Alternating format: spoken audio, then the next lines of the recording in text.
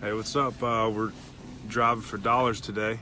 If you don't know what that is, I think it's kind of like what it sounds. We are driving some neighborhoods that we've identified as having potential deals, and we're just going to drive up and down the streets looking for potential deals. What is a potential deal? Well, we want it to be, we want some deferred maintenance on it. So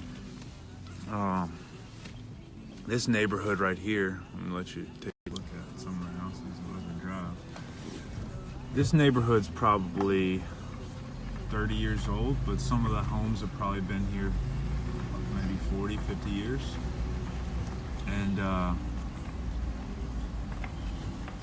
every once in a while, you know, every 10 years you need to update your house. And so some of these people just never did that. And so we're looking for those houses.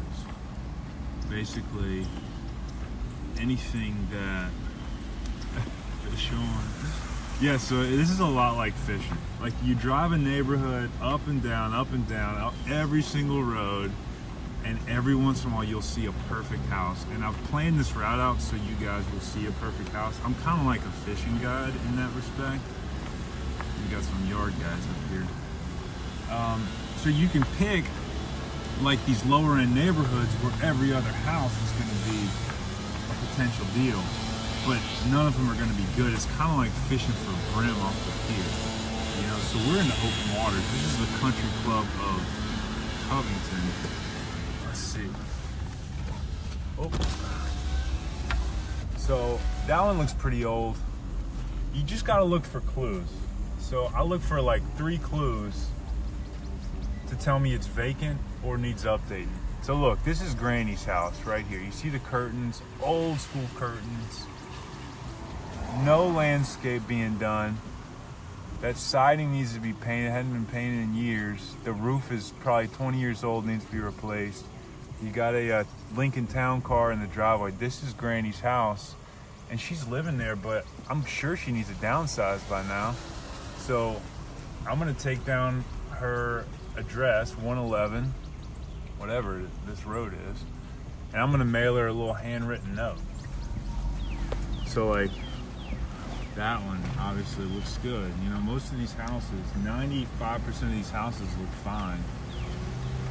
And that's the point. We're coming in here and finding the ones that don't, and we're gonna fix them up so they look like their brothers and sisters, because that's what everyone else in the neighborhood wants. They don't want Granny's house like lowering their property value.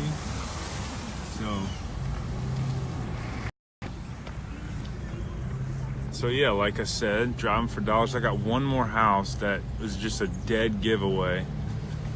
We're gonna find it. Oh, here it is.